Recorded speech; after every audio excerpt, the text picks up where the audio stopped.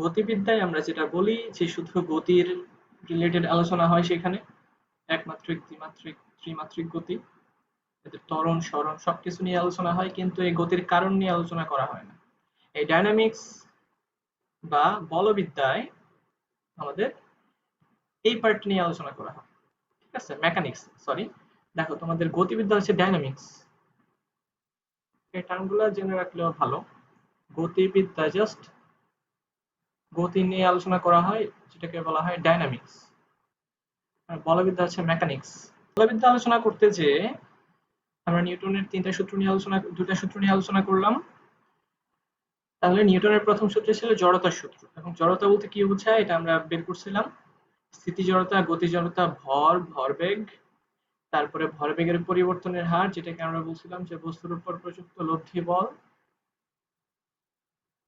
DP DT. তারপরে দ্বিতীয় সূত্র থেকে প্রথম সূত্রের প্রতিপাদন করছিলাম। এইগুলা ছিল প্রথম অংশের আলোচনা। আজকে আমরা শুরু করব নিউটনের তৃতীয় সূত্র। নিউটনের তৃতীয় সূত্র কি বলে? নিউটনের তৃতীয় সূত্র বলে যে প্রত্যেকটা ক্রিয়া বলেরই একটি সমান এবং বিপরীতমুখী প্রতিক্রিয়া বল রয়েছে। খেয়াল করো, প্রত্যেকটা ক্রিয়া বলের সমান এবং বিপরীতমুখী প্রতিক্রিয়া বল রয়েছে। এটা দ্বারা কি বোঝায়?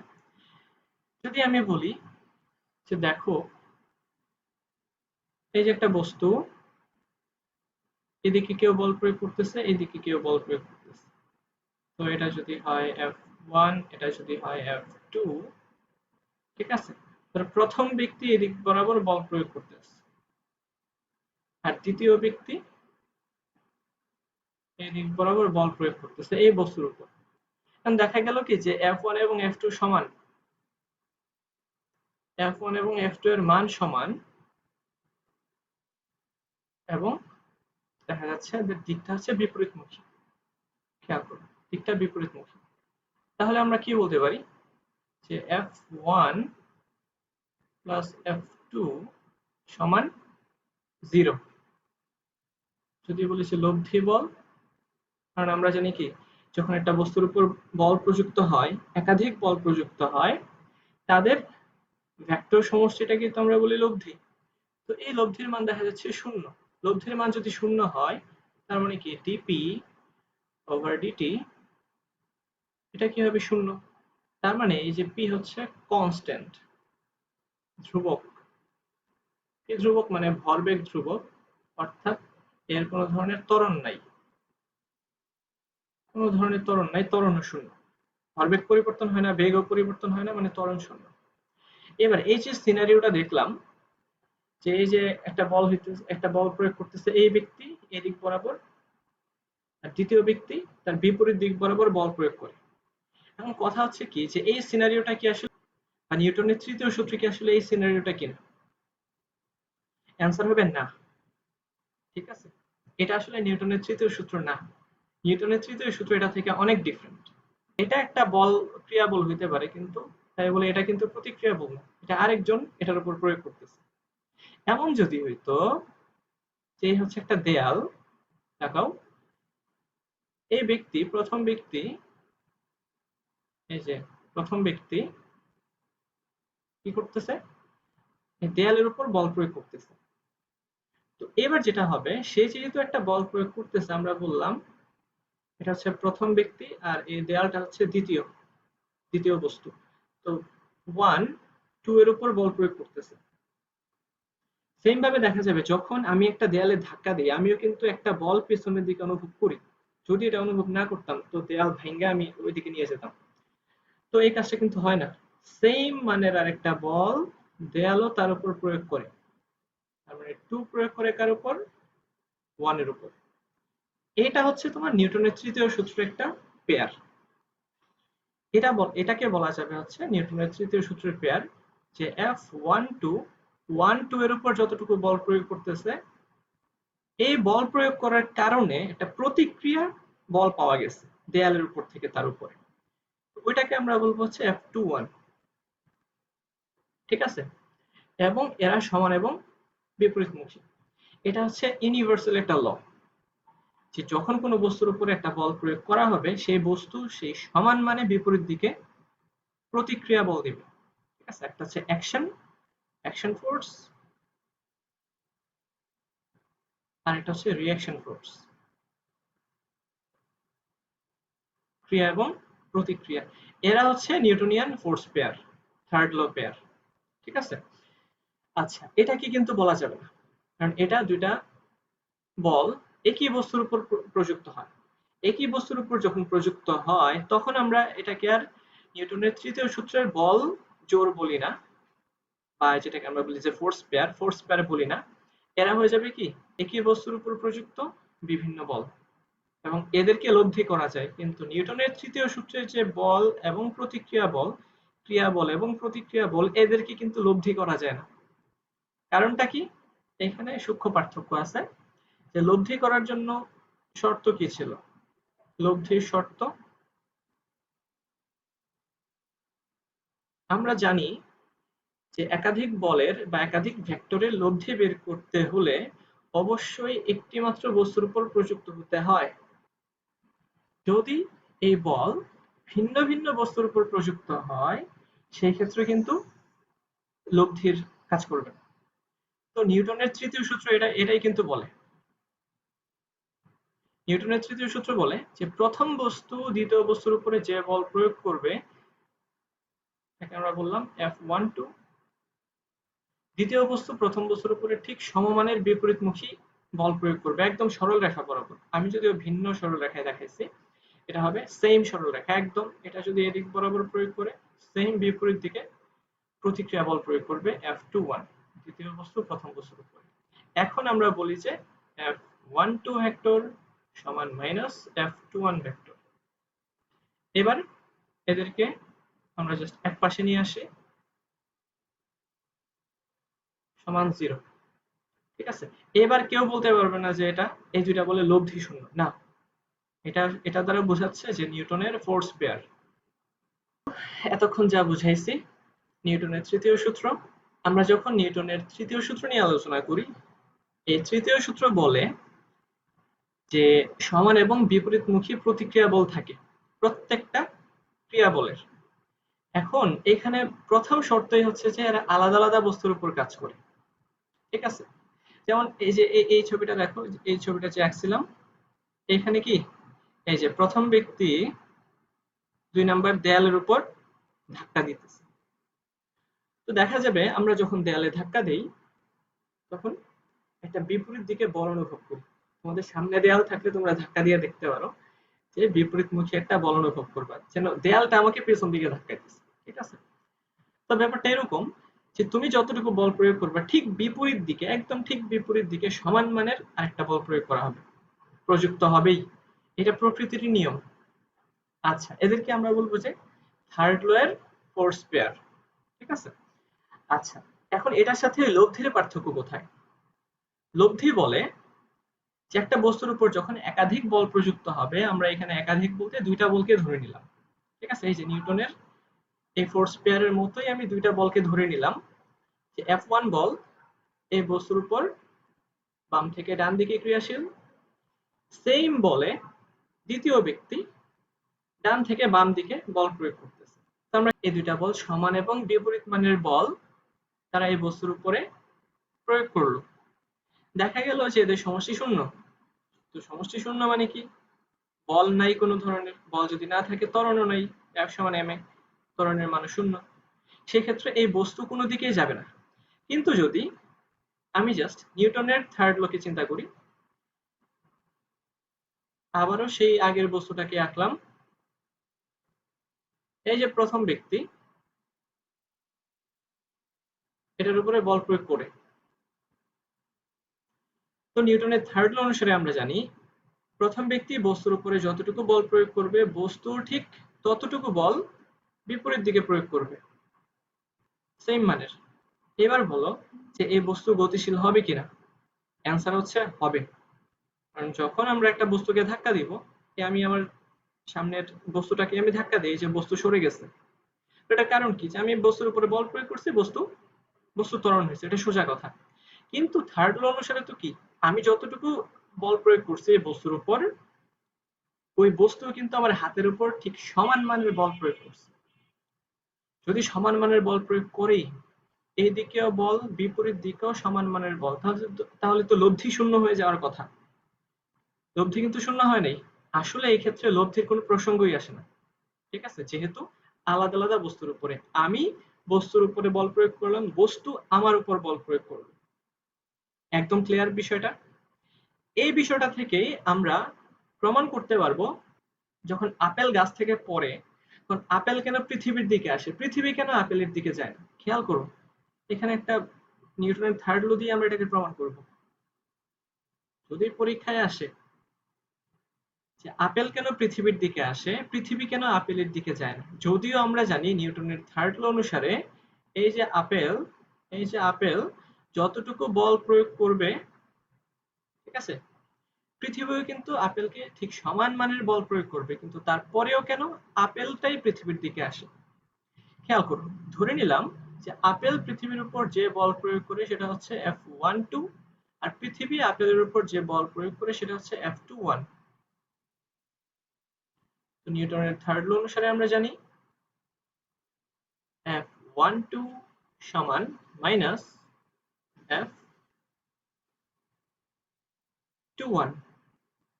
তো এবার দেখো, এই আপেল পৃথিবীর উপর বল প্রয়োগ করে, তাহলে যার উপরে বল প্রয়োগ করে তারই তো সরণ হয় বা তারই তো ত্বরণ হবে। তো পৃথিবীর ত্বরণ হবে। এখন পৃথিবীর ভর কত? আমরা ধরে নিলাম পৃথিবীর ভর হচ্ছে বড় হাতের M, এবং পৃথিবীর যে ত্বরণ সেটা হচ্ছে ছোট হাতের M, সমান মাইনাস পৃথিবী আপেলের উপর বল প্রয়োগ করবে। এখন আপেলের ভর যদি ছোট হাতের M হয়, তাহলে এটা হবে M ইন্টু, ধরে নিলাম যে আপেলের ত্বরণ হচ্ছে বড় হাতের M। তো এবার আপনারা মনোযোগ দিয়ে দেখেন, আমরা একটা কাজ করি।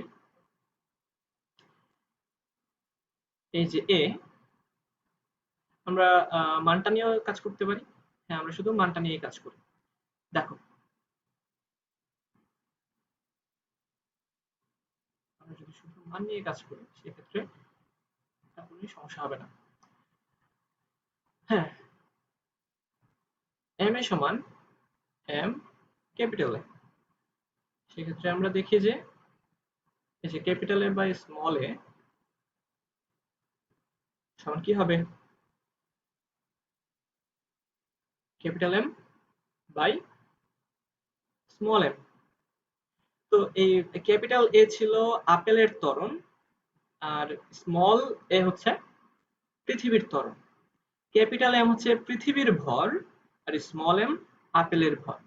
এবার দেখো, একটা আপেলের ভর আমরা বেশি যদিও ধরে নেই যে 500 গ্রাম, 500 গ্রাম কখনোই কোনো আপেল হয় না, 500 গ্রাম।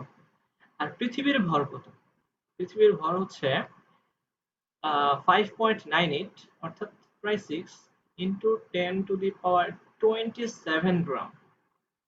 তো এবার একটু এই দুটার সাথে তুলনা করো, এই মানটা আসলে কি হয়। এই মানটা এতই বড় যে এটা নিয়ে আর কোনো দ্বিমত নাই। তো এই জিনিসটা দেখা যাবে যে অনেক বড় ওয়ানের থেকে। তো সেক্ষেত্রে আমরা কি বলতে পারবো যে আপেলের ত্বরণ অনেক অনেক বড় পৃথিবীর ত্বরণ। মানে এখান থেকে আমরা ব্যাখ্যা করতে পারবো যে আপেলের ত্বরণ অনেক বেশি, কারণ সেম মানের বল প্রযুক্ত হয় ঠিক আছে, কিন্তু আপেলের ভর কম। ভর কম হওয়ার কারণে সে পৃথিবীর দিকে আসে, এবং যেহেতু বিপরীত দিকে বল প্রযুক্ত হয়, এখন আপেল পৃথিবীকে নিজের দিকে টানে, পৃথিবী আপেলকে নিজের দিকে টানে। এখন কে কার দিকে আসবে? আপেল পৃথিবীর নিজের দিকে আসবে। এই কারণেই আপেল পৃথিবীতে পড়ে বা মাটিতে পড়ে। ক্লিয়ার সবার কাছে? আরো অনেক জিনিসপাতি আছে, যেমন হাঁটা। হাঁটার সময় আমরা কি করি? আমরা যখন হাঁটি তখন আসলে কি ঘটনা ঘটে? তখন ঘটনা ঘটে এরকম, যেহেতু আমরা হাঁটতেছি, বল প্রয়োগ করতেছি কোন দিকে? এদিকে।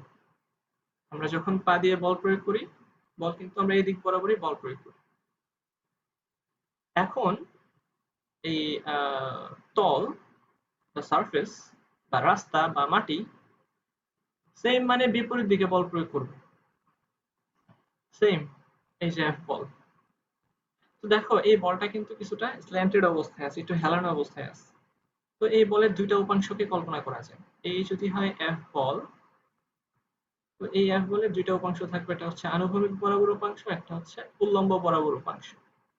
তাহলে এই যদি হয় থিটা, যে আমরা এই থিটা কোণে মাটির সাথে বল প্রয়োগ করি, সেক্ষেত্রে দেখো যে এফ কস থিটা যে উপাংশটা আছে এটা আনুভূমিক বরাবর, অর্থাৎ আমরা যখন সামনের দিকে এগিয়ে যাব তখন এই প্রতিক্রিয়া বলের এফ কস থিটা উপাংশ যেটা, এটাই কিন্তু আমাদেরকে সামনের দিকে এগিয়ে নিয়ে যাবে।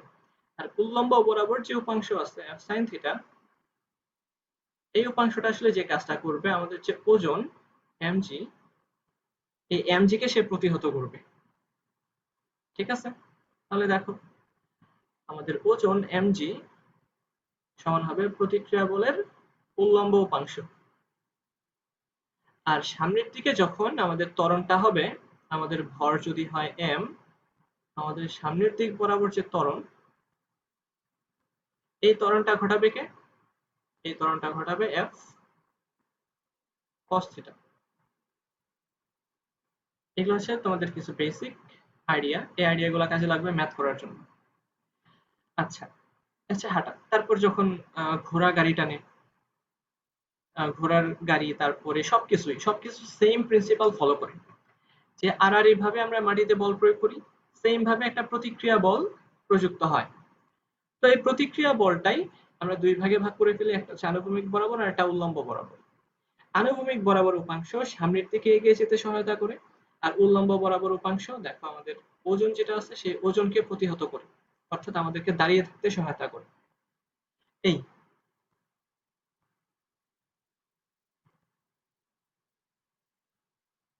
এই হচ্ছে নিউটনের তৃতীয় সূত্র।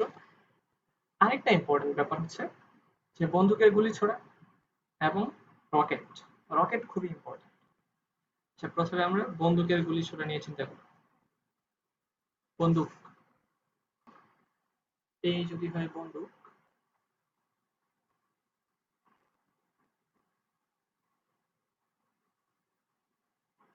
এই দিয়ে হচ্ছে বুলেট বের হবে।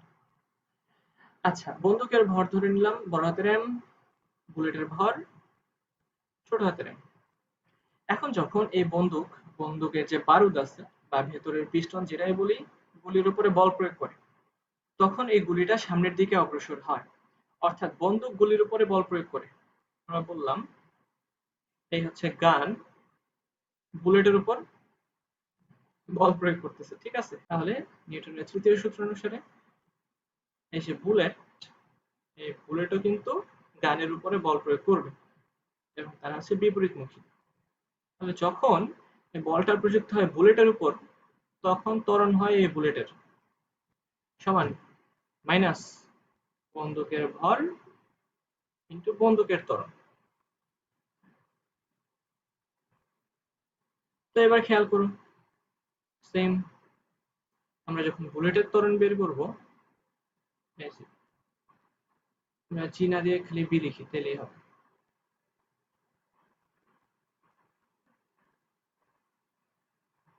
তাহলে এটা হচ্ছে বুলেটের ত্বরণ, এটা হচ্ছে গান বা বন্দুকের ত্বরণ। তো এই যে বুলেটের ত্বরণ ডিভাইডেড বাই গান বা বন্দুকের ত্বরণ সমান minus M by small M. অর্থাৎ যেহেতু আমরা দেখতেছি যে এম এর মানটা অনেক বড়, যে বুলেটের ভর কত হবে 20 গ্রাম 30 গ্রাম বেশি হলে, আর বন্দুকের ভর তো 5 কেজি 7 কেজি 10 কেজিও হয়, অনেক বেশি। তো এই কারণে দেখা যাবে যে বুলেটের ত্বরণটা অনেক বেশি হবে, এটা গ্রেটার দেন 1। এই কারণে এই যে বুলেটের ত্বরণ গ্রেটার দেন গান বা বন্দুকের ত্বরণ, এবং এটা হবে নেগেটিভ। অর্থাৎ গানের ত্বরণ যেদিকে, বুলেটের ত্বরণ তার বিপরীত দিকে। এবং এখান থেকে আমরা এটাও জানি যে কেন, যে গানার যে আছে সে কেন গুলি ছোড়ার পরে সে কিছুটা পেছনের দিকে ধাক্কা খায়। ঠিক এই কারণেই ধাক্কা খায়, যে সে যেহেতু অনেক বড় মানের একটা ফোর্স বুলেটের উপরে বল প্রয়োগ করছে, বুলেটের উপর প্রয়োগ করছে, তো সেই বুলেটটাও বন্দুকের উপরে একটা সেম মানের ফোর্স অ্যাপ্লাই করবে। এই কারণে বন্দুক পিছনের দিকে একটা ধাক্কা খায়। আচ্ছা, তারপরে আসা যাক রকেট। এটা হচ্ছে মোস্ট ইম্পর্টেন্ট। আজকের লেকচারের সবথেকে ইম্পর্টেন্ট টপিক হচ্ছে রকেট। রকেট নিয়ে দেখবা যে ধুমধাম কোশ্চেন আসতেছে।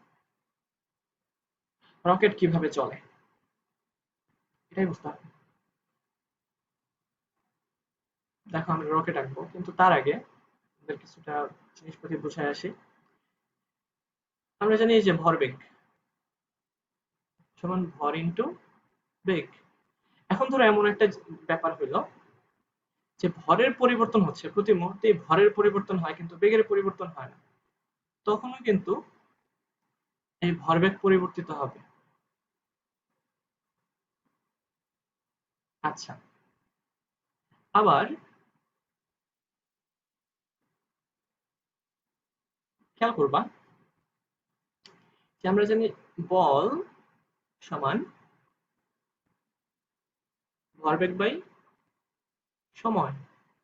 ভরবেগের পরিবর্তন বাই সময়ের পরিবর্তন। হ্যাঁ, অবশ্যই লিমিটটা হবে টেন্ডস টু 0। তো এখান থেকে আমরা ভরবেগের পরিবর্তন লিখব ফোর্স টাইমস এই ফোর্স কতক্ষণ ধরে অ্যাপ্লিকেবল হচ্ছে সেটা। এই দুইটা তথ্য আমাদের জানা আছে আই হোপ।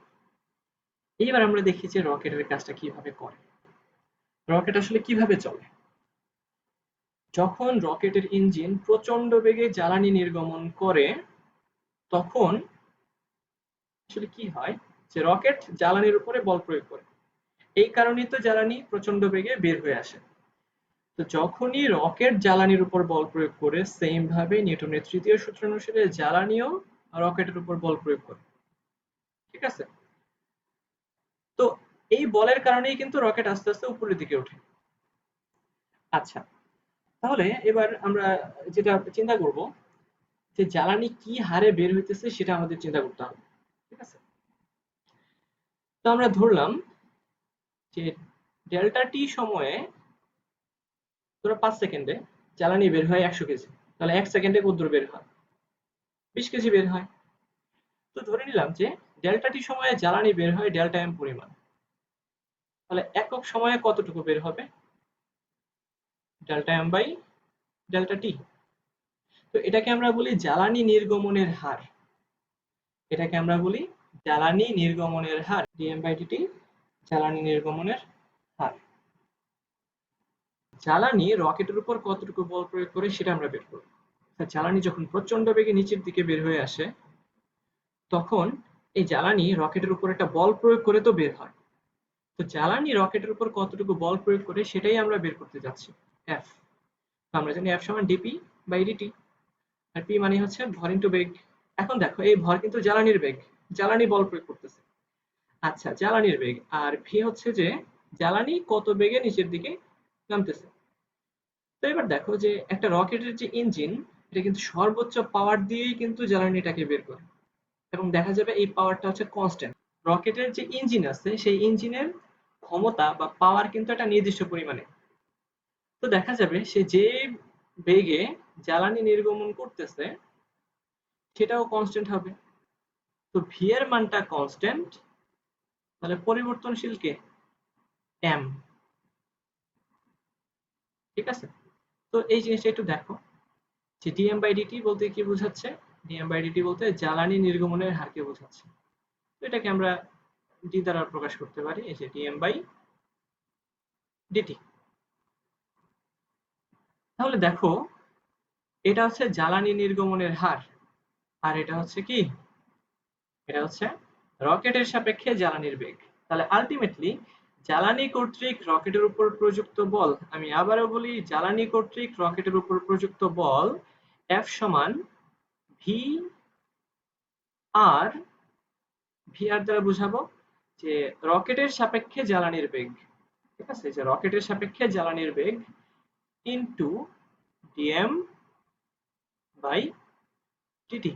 দেখো এখন আমি একটা ভেক্টর সাইন দিচ্ছি, ভেক্টর সাইন দিলে ব্যাপারটা একটু ঝামেলা হয়। ব্যাপারটা যখন আমরা ভেক্টর সাইন দিব তখন দিকটা নিয়ে চিন্তা করতে হবে। দেখো রকেটের সাপেক্ষে জ্বালানি কিন্তু নিচের দিকে যাচ্ছে, আর বল প্রয়োগ হচ্ছে উপরের দিকে, এই যে উপরের দিকে।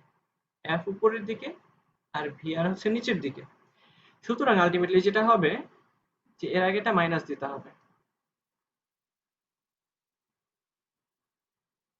এফ সমান minus V R DM by DT. এই এই সূত্রটা এই সূত্রটা তোমাদের কাজে লাগবে পরীক্ষা, এবং পরবর্তীতে আমি আরেকটা সূত্র শেখাবো এটাকে বেসিস ধরে। ঠিক আছে, তাহলে এখানে এটার পরিচয় লিখে রাখো। এটার পরিচয় হলো যে জ্বালানি কর্তৃক রকেটের উপর প্রযুক্ত বল।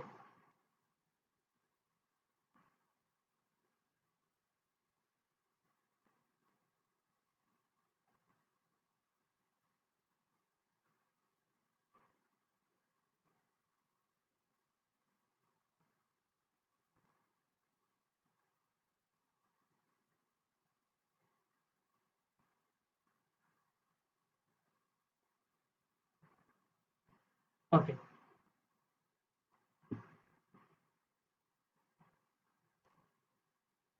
তাহলে এবার লিখো যে রকেটের ত্বরণ।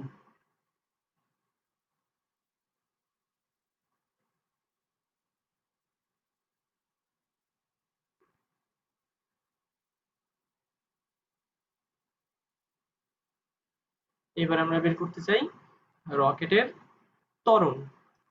তো নিউটনের দ্বিতীয় সূত্র অনুসারে আমরা জানি লব্ধি বল সমান বল ইনটু ভর ইনটু ত্বরণ।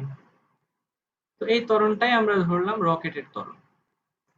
তো নিউটনের উপর কতটুকু সরি কি বলতেছি আমি, এই রকেটের উপর কতটুকু বল প্রযুক্ত হয়?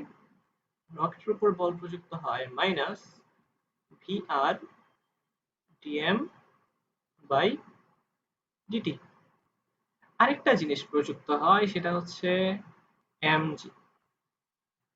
দেখো এমজিও কিন্তু নিচের দিকে, এই হচ্ছে এম এ। তাহলে আলটিমেটলি রকেটের ত্বরণ এই সমান, আমরা মাইনাসটাকে যদি কমন নিয়ে নেই তাহলে 1/m V R DM by DT plus MG. এই হচ্ছে রকেটের ত্বরণ। আর যখন জাস্ট মানটা বের করবা তখন কিন্তু এই মাইনাস চিহ্নটা দেওয়া লাগবে না, আমরা তখন মান নিয়ে চিন্তা করব। এটা বুঝতে পারছো কিনা যে লব্ধি বল রকেটের উপর যে ধাক্কা প্রয়োগ করতেছে জ্বালানি, আর নিচের দিকে আছে রকেটের ওজন, এই জিনিসটাকে আমরা বসাইছি যে এফ সমান minus V R DM by DT আর মাইনাস এমজি সমান হচ্ছে এম। তো আলটিমেটলি এ সমান 1/m, এই যে এমটা নিচে চলে আসছে 1/m, মাইনাস 1 কমন নিলে V R DM DT plus MG. এই রকেটের ত্বরণ। 2000 কেজি ভরের একটি রকেট প্রতি মিনিটে 180 কেজি জ্বালানি খরচ করে। রকেটের সাপেক্ষে নির্গত গ্যাসের বেগ 200 মিটার পার সেকেন্ড হলে রকেটের উপর ধাক্কা নির্ণয় করো। অর্থাৎ জ্বালানি রকেটের উপর কতটুকু বল প্রয়োগ করে সেটাই বের করতে হবে। তো জ্বালানি কর্তৃক রকেটের উপর প্রযুক্ত বল জাস্ট মানটাই বের করব আমরা, V R DM by DT. তাহলে এখানে ভি আর এর মান দেওয়া আছে 200, রকেটের সাপেক্ষে জ্বালানির বেগ ইনটু, খেয়াল করো প্রতি মিনিটে অর্থাৎ প্রতি 60 সেকেন্ডে 180 কেজি জ্বালানি বের হচ্ছে। অর্থাৎ এইখানে ডিএম হচ্ছে কি যে ডিটি সময়ে কতটুকু জ্বালানি খরচ হয় সেটাই, এত নিউটন। আলটিমেটলি এটা কত আসে? এটা আসে 600 নিউটন, যে রকেটের উপর জ্বালানি 600 নিউটন বল প্রয়োগ করে। রকেটের উপর জ্বালানি 600 নিউটন বল প্রয়োগ করে।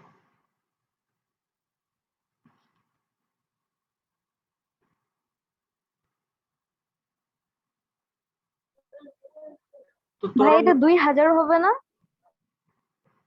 না না না, এটা না, এটা দেখো, এই যে বেগ বেগ এটা হচ্ছে ভেলোসিটি। ও ঠিক আছে ঠিক আছে। ওকে। তো তোমার কিন্তু ত্বরণও বের করতে বলতে পারতো, ঠিক আছে, যে ত্বরণ কত, রকেটের ত্বরণ কত, তখন কিন্তু সাবধান, তখন অবশ্যই ইয়ে বিয়োগ করতে হবে, যে যে মানটা বের করছো, এই যে এফ মাইনাস এম জি, এই তো এফ মাইনাস ডব্লিউ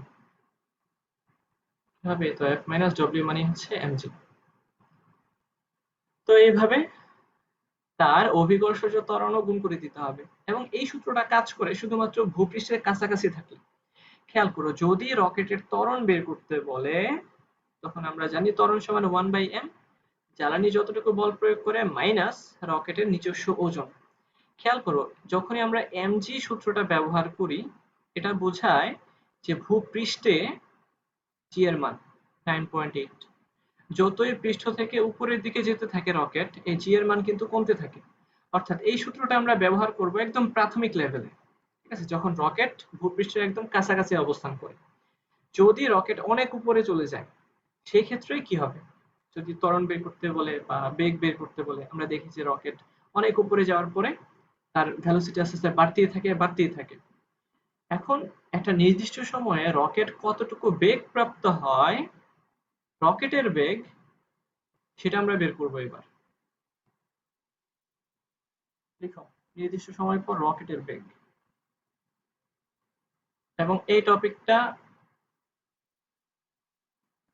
ইউনিক, এটা নিয়ে কখনো পরীক্ষায় আসতে আমি দেখি না এ পর্যন্ত, কিন্তু যদি কখনো প্রতিযোগিতামূলক পরীক্ষায় আসে তো আসতেই পারে। কোনো বইয়ে টপিকটা নাই, সোজা কথায় আমাদের এই লেভেলের বইয়ে এই টপিকটা নাই, রকেটের বেগ কি সময় পর।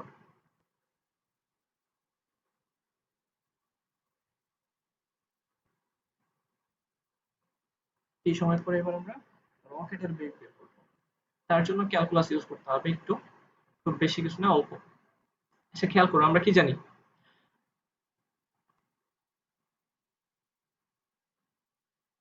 এখানে আমি ব্যাকগ্রাউন্ড কিছু ম্যাথ শিখে আসি।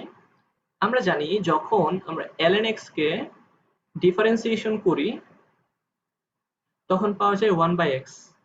আমরা যদি এবার যেটা বলে চলক হিসেবে ভরকে নেই এবং সেই ভরের সাপেক্ষে ডিফারেন্সিয়েশন করি, তখনও কিন্তু সেম রেজাল্ট, মানে সূত্রের কোনো পার্থক্য নাই, এটা হবে কি 1/m। আর যদি 1/m কে আমরা ইন্টিগ্রেট করি, বিপরীত প্রসেস, ln m কে ডিফারেন্সিয়েশন করলে 1/m পাওয়া যায়, আর 1/m কে যদি আমরা ইন্টিগ্রেট করি তখন পাবো হচ্ছে এই যে আগের মতো ln m। এই সূত্রটা কাজে লাগবে এখানে।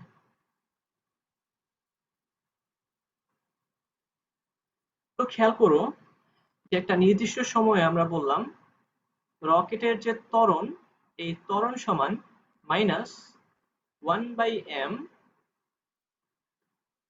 Into VR. এই ভিআর ছিল রকেটের সাপেক্ষে জ্বালানির বেগ, এটা বুঝতে হবে, ভিআর হচ্ছে রকেটের সাপেক্ষে জ্বালানির বেগ ইন্টু dm/dt, আর কি ছিল প্লাস mg। তো এবার খেয়াল করো যে যখনই প্রতি মুহূর্তে রকেট থেকে জ্বালানি বের হয়ে যাচ্ছে, রকেট থেকে জ্বালানি বের হয়ে যাওয়া মানে কি, রকেটের এই যে ভর m, এই ভর প্রতি মুহূর্তেই কমবে। তো খেয়াল করো, রকেটের ভর কমে যাচ্ছে, জ্বালানি যেহেতু বের হয়, রকেটের ভরও কমে। তো এখানকার ভরটা হচ্ছে চলক, এটাকে চলক ধরেই আমরা কাজটা করি। এবার আমরা রকেটের বেগ বের করতে চাই। তো আমরা জানি রকেটের ত্বরণ যদি a হয়, আর ভেলোসিটিকে সময় দ্বারা ডিফারেন্সিয়েশন করলেই কিন্তু ত্বরণ পাওয়া যেত। অর্থাৎ রকেটের ভেলোসিটি, এটাকে যখন সময়ের সাপেক্ষে আমরা ডিফারেন্সিয়েশন করব, তখনই রকেটের ত্বরণ পাইতাম। তো এই জিনিসটাকে আমি লিখছি, সেম জিনিস রিপিট করো, আর dm/dt প্লাস mg।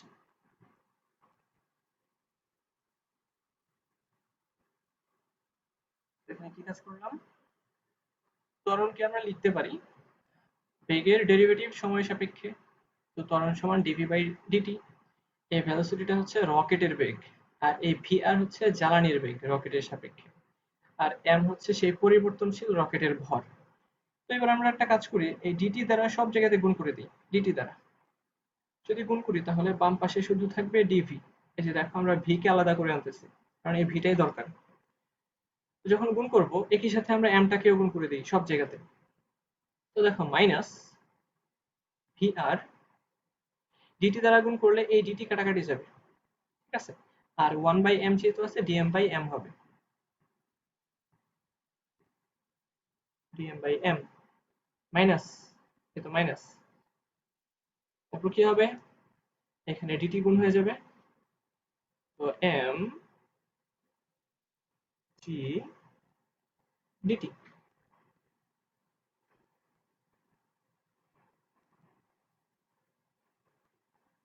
তো এবার যেহেতু ভেলোসিটির ডিফারেনশিয়াল ফরম্যাটটা আছে, আমরা জাস্ট ইন্টিগ্রেট করব। ইন্টিগ্রেশন, এটা তো কনস্ট্যান্ট, আমরা এই জায়গাতে ইন্টিগ্রেশন করব, এই জায়গাতেও এটাকে আমরা স্থির রেখে দিব, এই জায়গাতে ইন্টিগ্রেট করব, ঠিক আছে। তো এখানে যেহেতু এই তো টি এর সাপেক্ষে করতেছি, টি এর সাপেক্ষে কিন্তু এম এবং জি উভয়ই কনস্ট্যান্ট, সুতরাং এদেরকে আমরা বাইরে নিয়ে আসতেই পারি। তো আমরা একটা লিমিট বসিয়ে দেই, যখন সময় শূন্য ছিল, একদম সময় শুরুতে, তখন বেগের মানটাও ছিল শূন্য। এটা তো আমরা বুঝি যে রকেট যাত্রাকালে এর বেগের মান ছিল শূন্য, এবং তখনই রকেটের ভর ছিল, আমরা ধরে নিলাম যে এম নট, অর্থাৎ সব থেকে বেশি বেগ, সব থেকে বেশি ভর। শূন্য সময়ে অর্থাৎ যাত্রার শুরুতে রকেটের ভর ধরে নিলাম এম নট, এটাই আস্তে আস্তে কমতে কমতে এম পর্যন্ত যাবে। টি সময় পর রকেটের বেগ ধরে নিলাম এভি হবে, এবং তখন ভর কমতে কমতে হয়েছে এম। আমরা এই এমটাকে কিভাবে বের করব, এমটাকে বের করার মাধ্যম এটাই যে জ্বালানি নির্গমনের হার দেওয়া থাকবে, ঠিক আছে, যে প্রতি সেকেন্ডে কত কেজি করে বের হচ্ছে। যদি বলে যে 50 সেকেন্ড পর বের করো, তাহলে 1 সেকেন্ডে যদি 100 কেজি করে বের হয়, 50 সেকেন্ডে 5000 কেজি বের হবে। এইভাবে আমরা বের করতেই পারবো, কিন্তু আদিটা থেকে যতটুকু বের হয়ে গেছে সেটা বাদ দিলেই এই এম এর মানটা পাওয়া যাবে। এবার আমাদের কাজ হচ্ছে এটাকে ইন্টিগ্রেট করা। দেখো এটাকে যখন ইন্টিগ্রেট করব তখন ভি পাওয়া যাবে। তো ডিভি কে ইন্টিগ্রেট করা হলে পাওয়া যাবে হচ্ছে ভি। এখানে আমাদের লিমিট ছিল 0 থেকে ভি পর্যন্ত, তারপর আসতেছে এই dm/m, দেখো 1/m, এই তো 1/m, সরি এখানে x না, এখানে হবে m, m এর সাপেক্ষে। তো dm/m মানে হচ্ছে কি, এই যে ln m। তো আগে ছিল একটা মাইনাস vr রকেটের সাপেক্ষে জ্বালানির ভেলোসিটি ইনটু ln m। এখন খেয়াল করো এটার লিমিট হচ্ছে m নট থেকে m পর্যন্ত, আর ছিল মাইনাস m ইনটু g। এই যে দেখো, আচ্ছা বাই দ্য ওয়ে এখানে আমি একটা ভুল করছি, 1/m দ্বারা যখন আমি গুণ করব তখন এই m আর এই m কিন্তু কাটাকাটি যাওয়ার কথা ছিল, তো এখানে m থাকবে না, তো এখানে এই m থাকবে না, তো এখানে থাকতেছে g, আর dt কে ইন্টিগ্রেশন করলে আসবে t, আসলে 0 থেকে t সময় পর্যন্ত। এই সূত্রগুলা আশা করি তোমরা সবাই জানো, এগুলা নরমাল, আমরা ভেক্টরে পড়ে আসছি।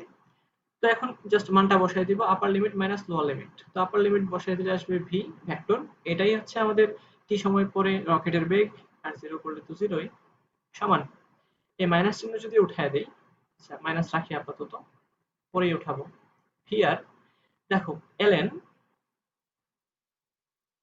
শুরুতে বসাবো আপার লিমিট, আপার লিমিট হচ্ছে ln m, তারপর হচ্ছে lower limit ln m not, আচ্ছা minus g into T minus 0 ultimately টি।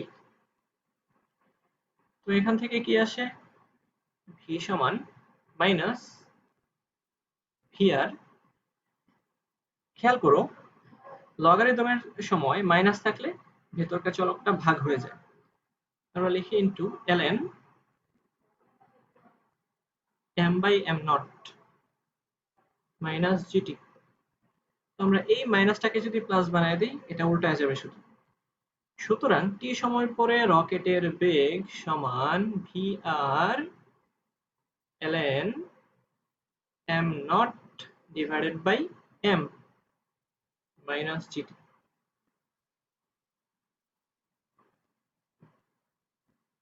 তো এখানে কি দেওয়া থাকবে? রকেটের সাপেক্ষে জ্বালানির বেগ দেওয়া থাকবে, তারপর জ্বালানি নির্গমনের হার দেওয়া থাকবে, তারপরে বলবে যে 10 সেকেন্ড পরে রকেটের বেগ বের করো, সময় দেওয়া থাকবে, এম নটটা বের করবা, এম বের করবা। এই জিনিসটা নিয়ে আমি একটু বলি যে ধরো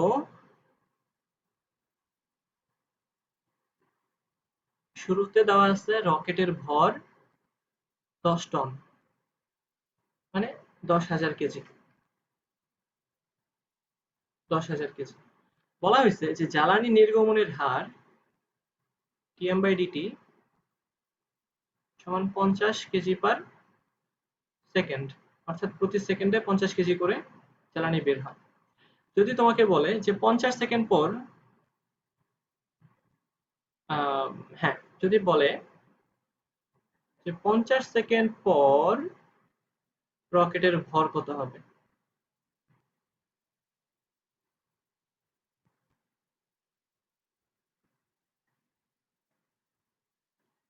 তো এটা বের করা যাবে কিনা? ইজিলি বের করা যাবে।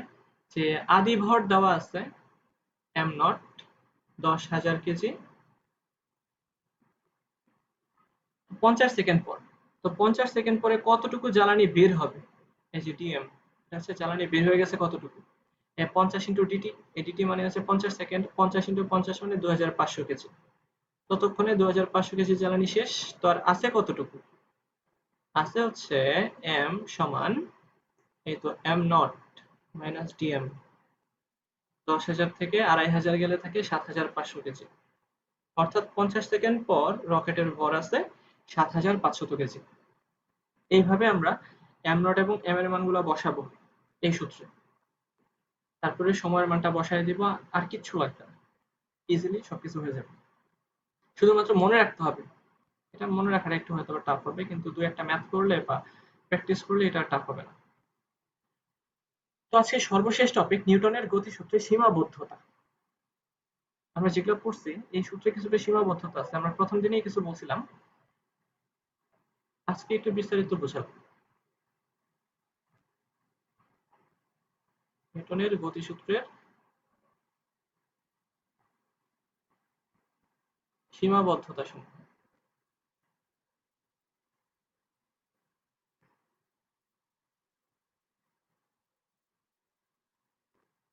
ঠিক আছে,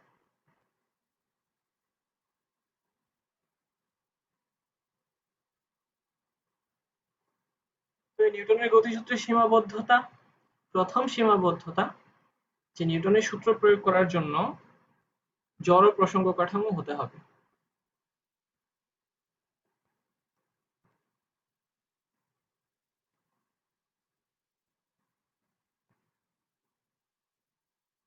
অর্থাৎ আমরা যেখানে এই সূত্রগুলোকে অ্যাপ্লাই করব, যার সাপেক্ষে আমরা তার গতি তার বল বের করব, সেই কাঠামোটা হতে হবে জড় প্রসঙ্গ কাঠামো। অর্থাৎ সেটা হয় স্থির নয়তো সমবেগে গতিশীল, তা না হলে নিউটনের গতিসূত্র প্রয়োগ করা যাবে না, ভুল রেজাল্ট দিবে যদি আমরা প্রয়োগ করি। 2 নাম্বার সীমাবদ্ধতা ভরের সীমাবদ্ধতা, ঠিক আছে, এবং বেগের সীমাবদ্ধতা।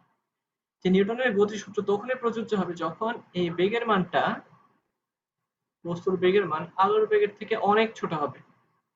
ঠিক আছে, যদি আলোর বেগের কাছাকাছি পৌঁছে যায় তখন কিন্তু আমরা জানি যে বস্তুর ভরের মান চেঞ্জ হয়ে যায়। যে স্থির বস্তুর ভরের একটা বস্তুর ভর যদি এম নট হয় এবং অনেক বেশি বেগে গতিশীল, বস্তুর ভর বেড়ে এই এম হয়ে যাবে। এবং সম্পর্কটা এরকম যে গতিশীল অবস্থায় কোনো একটি বস্তুর ভর সমান স্থির অবস্থায় বস্তুর ভর divided by square root of 1 minus V square by C square. আচ্ছা, দেখা যাবে আলোর বেগের যদি 10% বেগেও কোনো একটা বস্তু চলাচলতি করে, সেই ক্ষেত্রে বস্তুর ভর কিন্তু অনেক বেড়ে যাবে, অনেক। তো দেখা যাবে বেগের সাথে সাথে ভর বাড়তেছে। কিন্তু আমরা তো নিউটনের সূত্রে কি দেখে আসছি যে যখন আমরা এই নিউটনের সূত্র প্রমাণ করছিলাম এফ সমান এম এ, সেই জায়গাতে আমরা একটা ধরে নিছিলাম কিছু একটা। সে ধরে নেওয়াটা কি ছিল? ধরে নেওয়াটা ছিল এরকম যে ডিডিটি p সমান হচ্ছে mv। তো আমরা বলছিলাম যে ভর হচ্ছে ধ্রুবক, শুধুমাত্র পরিবর্তনশীল এই ভি বা ভেলোসিটি। কিন্তু আমরা এখন দেখি যে ভেলোসিটি যদি অনেক বেশি হয় সেক্ষেত্রে এই ভরটাও হবে পরিবর্তনশীল। সেক্ষেত্রে কি হয়? আমরা যদি ইউভি এর সূত্র অ্যাপ্লাই করি, এটা হচ্ছে ইউ, এটা হচ্ছে ভি, তাহলে একটাকে স্থির রাখো আর একটাকে ডিফারেন্সিয়েশন করো। এই যে ভি কে ডিফারেন্সিয়েশন করলে আসে ত্বরণ, প্লাস এবার ভি কে স্থির রাখো, এই ভরকে ডিফারেন্সিয়েশন করো। অর্থাৎ এটা হচ্ছে নিউটনের সূত্রের প্রকৃত ফরম্যাট যে কোনো অবস্থায়। ঠিক আছে? কিন্তু আমরা নরমালি ধরে নিই যে আলোর বেগটা অনেক ছোট, আলোর বেগের থেকে অনেক ছোট। সেই শর্তে যদি এই ভি এর মানটা অনেক ছোট হয়ে যায়, সেক্ষেত্রে আসলে সি স্কোয়ার বাই ভি মানে এটা অনেক ছোট, আলটিমেটলি এটা জিরোই বলা যায়। ঠিক আছে? তাহলে নিচে হয় 1, সেক্ষেত্রে m সমান m নট।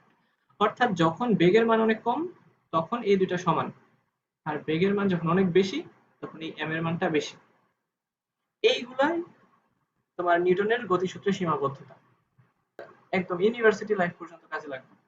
ধরে নাও যদি ফিজিক্স পড়ো, ফার্স্ট সেমিস্টার সেকেন্ড সেমিস্টার খালি এই থিওরি দিয়ে যাবে, এর বেশি ইউনিভার্সিটিতেও নাই প্রথম দিকে। আচ্ছা, তো